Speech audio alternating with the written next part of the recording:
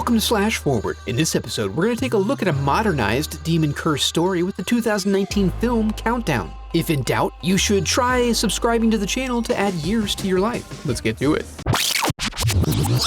We open on a raging teen party, overflowing with socializing and drinking games of various sorts. As a group of best friends crowd around a table in fellowship and discuss the latest apps they're enjoying for their cellular phones, one of them stumbles across Countdown, an app named similarly to the one she was actually looking for. But instead of calorie counting, this one tells you when you're going to die. Ooh, okay. New game. And they all download it, even this little biatch, which is too bad for her because while they all enjoy the promise of full, long lives, Courtney gets the dreaded 3-hour countdown. This also requires her to drink since she lost the game. But it's all good, ya boy Evan's got you, babe. As they go to leave, we learn from Evan that he's actually a very adept drunk driver, so we get a pretty good idea of where this is going. In a twist of horror trope fate, Court actually gets out of the car, saving her from an almost assured accident, but resulting in a warning that she violated the user agreement of the app. This thoroughly spooks her, causing her to see death everywhere. In this hooded man, in this pile of trash which looks like a hooded man, in this garage door, so she rushes home and locks herself in as the timer ticks down. As she runs out of opportunities to die, we find out that the ultimate cause of one's death comes via ghost. But we see back at the car that this is only the case if one tries to change one's fate. We then flash forward to a calm, cozy, pre-COVID hospital. Here the nurse intern Quinn searches out her patient, who we come to discover is Evan, hanging out in the closed wing of the hospital so he can be alone to take a thinking break. Due to the accident, he has a surgery scheduled, and it seems to coincide with the new countdown to his death timer. In response to her questioning, he goes ahead and downloads the whole plot into her brain, bringing her along into his personal hell. Later, as Quinn's co-workers celebrate her official transition to licensed nurse, we discover Evan's infected them all with his spooky app talk, and many of them have already downloaded it. The celebration is interrupted, however, when a couple of drug enthusiasts bust in needing assistance. We watch the miracle of modern medicine as they bring her back from the brink with a simple injection. On her way out, Quinn casually downloads the app like it's nothing, skips the user agreement because, of course, and then ponders how she wants to spend the final 3 days of her life. She starts by heading home to fill out some paperwork, but finds she needs a copy of her birth certificate. This brings her to her childhood home, which she tends to stay away from since mom died. She finds her paperwork there and also her younger sister Jordan, running wild, with limited supervision and feelings of abandonment. Back at the hospital, Evan is wondering about his method of death, since the timer doesn't appear to be giving him enough time to get through surgery prep. Naturally curious, he wanders off, but this breaks the UA. As he wonders what this means, he catches sight of a reverse vampire, only visible as a reflection. This startles him into the stairwell where he finds himself breathing like a maniac and trapped with no lights. He's confronted by Courtney's zombie soul, which causes him to fall to his death. When news of this reaches Quinn, she is immediately thrown into a state of paranoia and desperately desires to review the contents of Evan's phone. Unfortunately, it's locked, so she's required to go to the morgue to borrow his face for a moment in order to gain access. Now thoroughly freaked out, she calls her father to cancel the graveside vigil he had scheduled for Saturday. She immediately finds that this is in violation of the UA.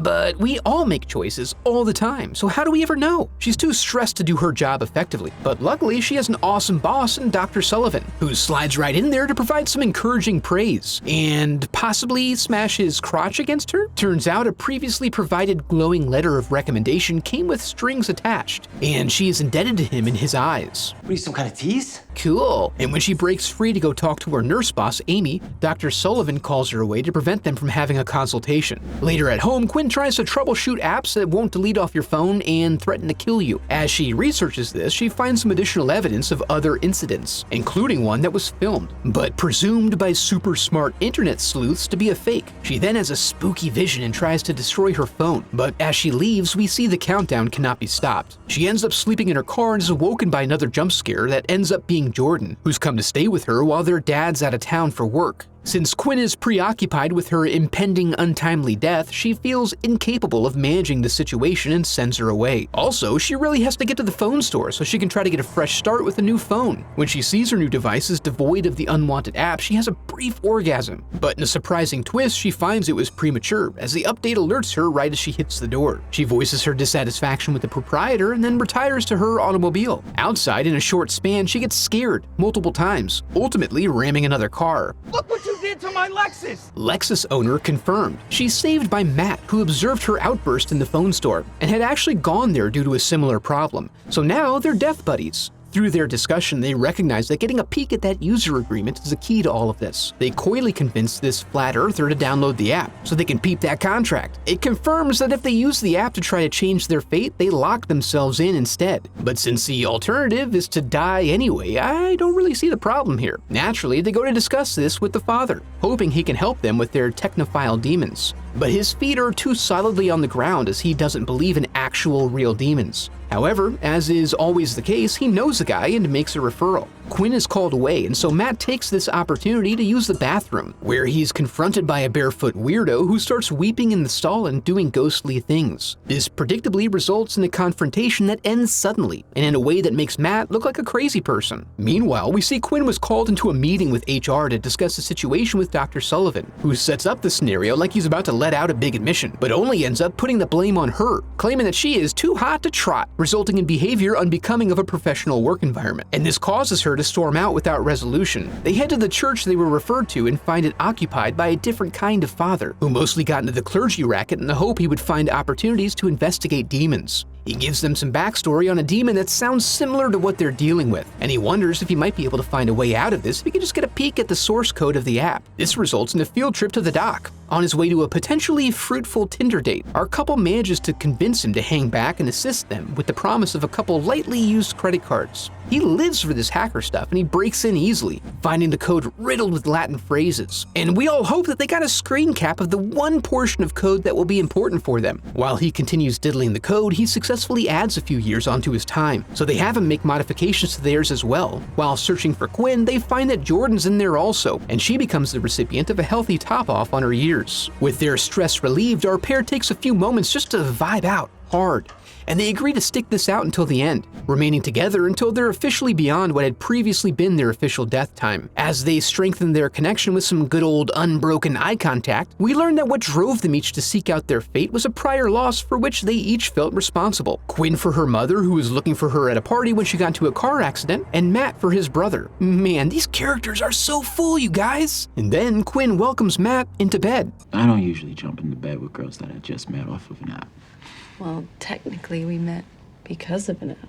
Yes! Wait, what? Later, we see the young lovebirds spooning their brains out, and it's a bit too randy for my taste. But then Quinn gets the sense that some supernatural stuff is happening downstairs. But it's just Matt and hey, wait a minute! She was spooning a demon the whole time, and then their apps return to normal, because why wouldn't they? Quinn tries to call Jordan to warn her, and she retrieves her phone from the babysitter's room. She finds her update and gets her first demon haunting, as we see lots and lots of indications that he's likely pacing the hallway outside her room. This malfunctioning nightlight is enough to drive her to hide out under the bed, but then the bed just gets pulled away and she's visited by her mom. She runs out screaming right as Quinn and Matt arrive, and they all run off together. They head straight to church where the father reads the Latin phrases, which doesn't do much more than confirm they're all cursed. Something he's actually excited about because you can break a curse, typically by proving Satan a liar. So in this case, dying early by some other cause or holding out even a second longer than the timer says. The plan now is to sit idly within a blessed pentagram of salt, which they make more permanent by mixing into some paint. Under the careful instruction of the priest, they get their iconography all set up and ready, so when the lights go out, they hop into that circle. The father whips out his cross and begins speaking in tongues to confuse the demon. But this is a tricky demon, and it distracts the others with a loud noise only they can hear while enticing Matt to step out by confronting him with a vision of his dead brother. It drags him out into the road where he's hit by a car, and he passes away as the final seconds tick down on his counter. In the aftermath, we see Jordan took a shard of glass to the gut at some point, and Quinn rushes her to the ER. Here, Quinn is approached by a co-worker who says that several of them have been victimized by Dr. Sullivan, and they all have her back if she decides to go after him. This gives her an idea, planting a subtle seed with the doctor as he passes, and then vowing to Jordan that she's going to solve all this before time runs out. She goes to Dr. Sullivan's office to sensually thank him for helping her sister, and despite appealing to his narcissism, he suspects a honeypot and refuses to be lured in so easily. But she also touches his Johnson, so maybe it's legit. Taking a risk, he goes to meet her in the Forbidden Wing, and she convinces him to play sexual Marco Polo. Since he had downloaded the app and is a total doucher, her plan is to kill him before his time and break the curse for everyone else.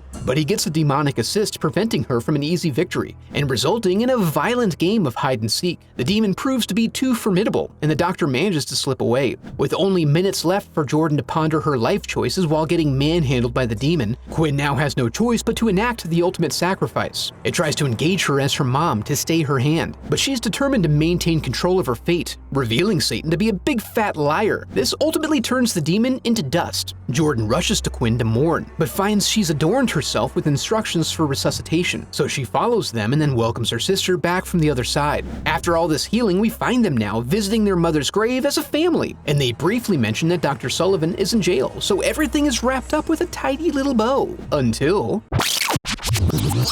I have a website set up where you can support the channel through donations or merch, and I'd like to take a moment to give a huge thanks to my donors memorialized in the Hall of Headshots.